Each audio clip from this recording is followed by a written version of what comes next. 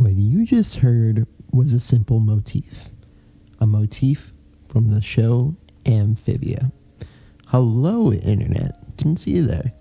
Welcome to Jams by Jesh. Today, I'm going to talk about the end credits of Amphibia, how it embodies the concept of motivic development, and just why it's great as a whole. If you like this video, give it a like, comment, and subscribe. This is a spoiler warning for Amphibia, so please watch the show if you have not. I love this show and cannot recommend it enough. Without further ado, let's get into it. Now just a quick little spiel. The Amphibia end credits are a persistent thing throughout the series. They're typically a wistful little melody involving the motif that I played earlier, typically about 20 to 30 seconds, and accompanied by a very peaceful, a very wistful animation, almost in contrast to the episode that preceded it. Over the course of the show, there are 9 different variations of this theme, and I want to touch on all of them to explore what makes them special and how it helps the narrative of the show. And so let's start from the beginning. The Season 1 end credits theme.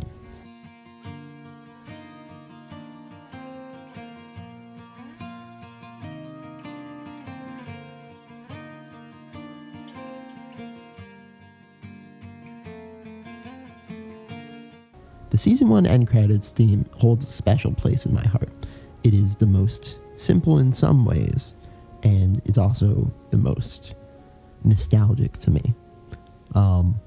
It's simply the ambient sounds of nature, accompanied by what I count as 2 acoustic guitars, one recorded in stereo.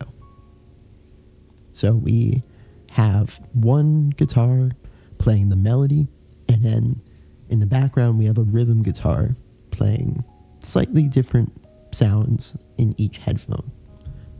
Fully pans all the way at the ends of each headphone. Here is the most resolute harmony that we get to accompany the melody.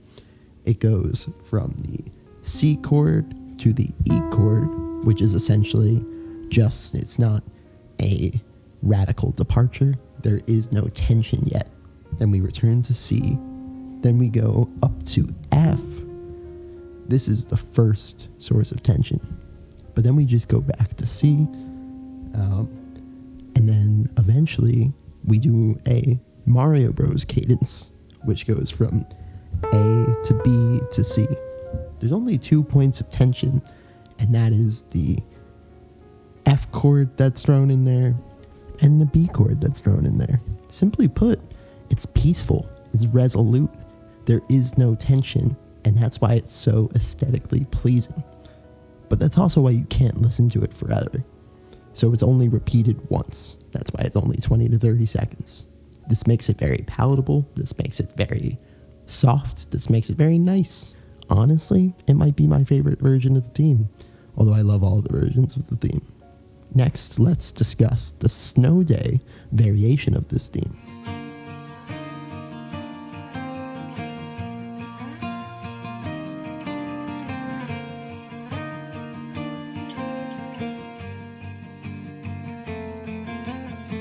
Almost exactly the same as Season 1, but with 2 differences that I could detect. One is the presence of sleigh bells in the mix.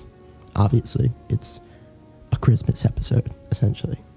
But then in addition, I noticed that there was slightly more presence to the rhythm guitar. And I think that it was fully recorded again, which is pretty incredible. The effort that they put in for these themes is just really good. And I noticed a heavier emphasis on the rhythm guitar in the mix, which I appreciate. This takes us to our first radical departure, although not radical from a harmonic or melodic perspective, radical from an aesthetic and instrumental perspective. we're talking about the season 2 end credits.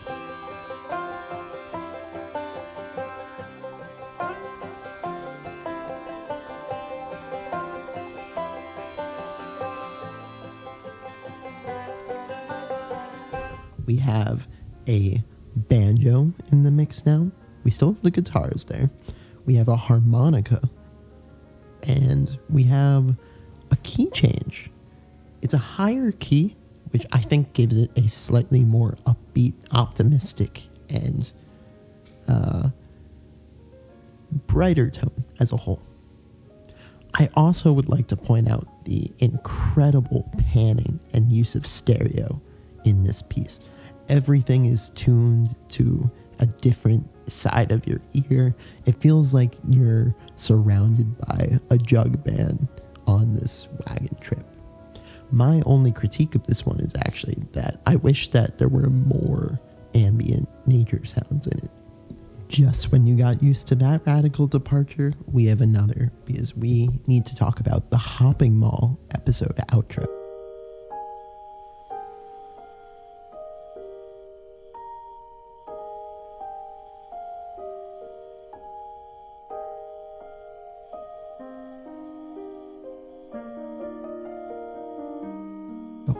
This episode has a very melancholy ending, and it is accompanied by a sad piano with the melody in the right hand and the chords in the left. No other instruments in the mix.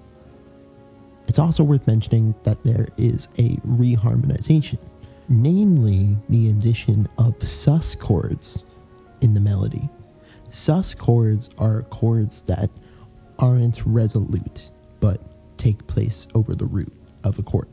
So for example, if a C major chord is C, E, G, then a C sus2 would be C, D, G, or a C sus4 would be C, F, G. This is a much more tonally ambiguous sound. Ambiguous? That's not a word.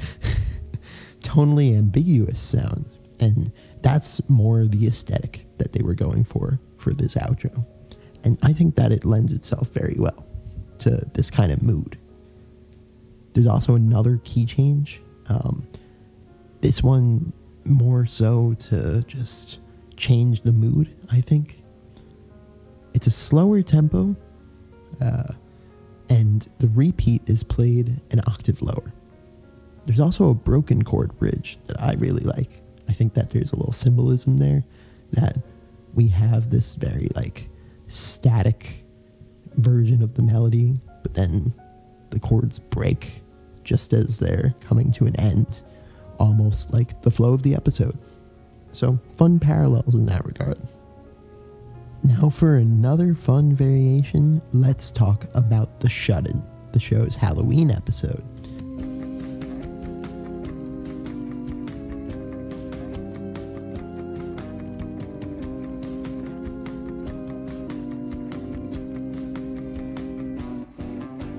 This one is completely different.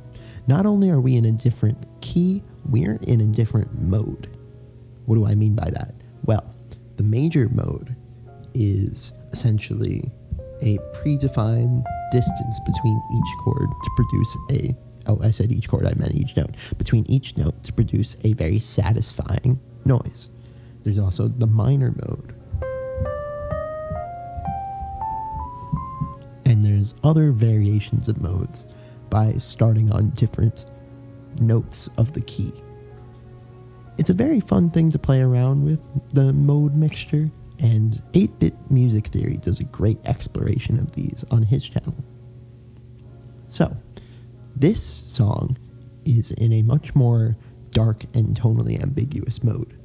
We have drums for the first time, and we also have an organ playing a very eerie rendition of the melody, as well as an electric guitar and a bass guitar. Some very fun variation here. I think that it almost gives the aesthetic of a high school Halloween party. Just a really good time and very nostalgic. There are 4 more variations of this theme to get through. So next, let's talk about True Colors.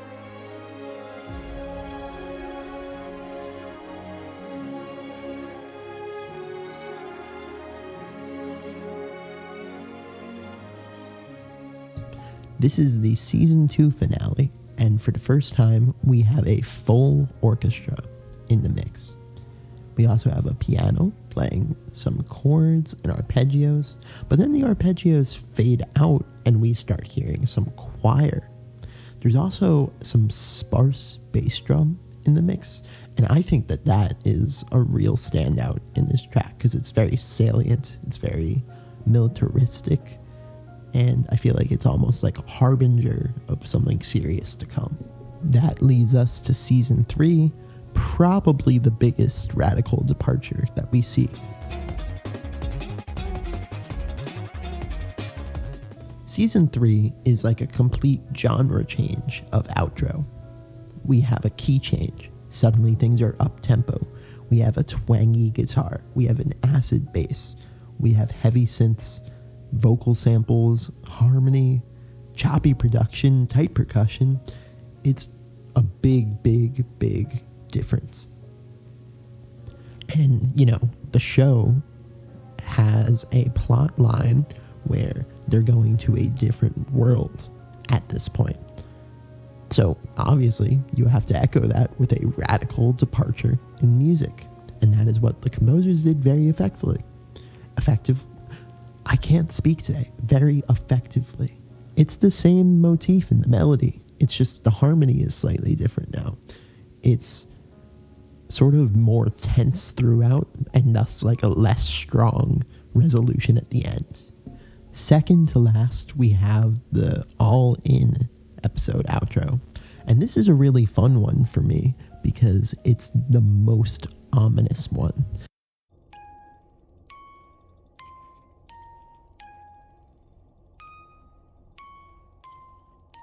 And it's not immediately obvious why it is ominous, but I'll tell you, it's a creepy music box that's making the noise in conjunction with a weird metallic winding of the music box.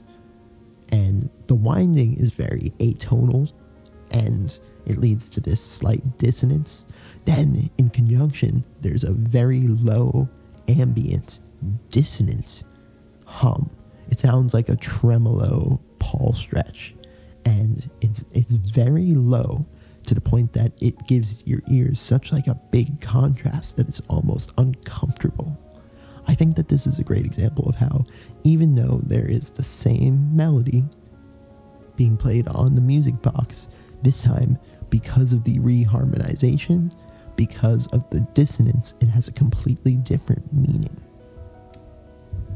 That leads us to the finale.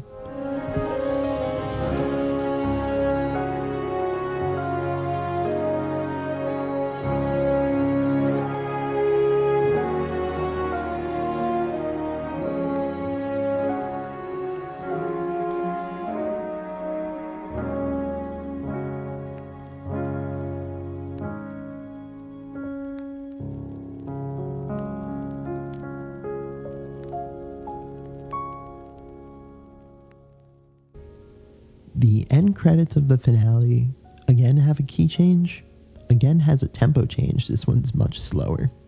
We see the return of the full orchestra, much like the finale of season 2. And we actually have like an entire prelude to the melody that we all know and love. It's like a 2-minute extension of the song, and it builds on ideas from other motifs throughout the show. This time the grand piano is driving the melody, and it's also playing the bass that's ringing out in our ears, in conjunction with the full orchestra providing some very satisfying arpeggios in between. Something that's very subtle that you might not notice is that there is a crackling vinyl effect in the mix. I think that this is almost to indicate that we're like watching it in the future from the past, meaning it's an event that we've experienced and now we're listening to it like a vinyl record. I just think there's some really interesting symbolism there, and it's a fun thing that the composers added in there, or the producers, I should say. It's also worth mentioning that cellos of this track remind me a lot of Electric Light Orchestra, which is one of my favorite bands, and the way that it's composed is just so satisfying and a fitting resolution to this wonderful series of outros. So listeners, I hope this provided you all with some interesting information about how to develop your motifs. Tune in for more jams by Gish. Alright, bye-bye. And watch Amphibia if you haven't already.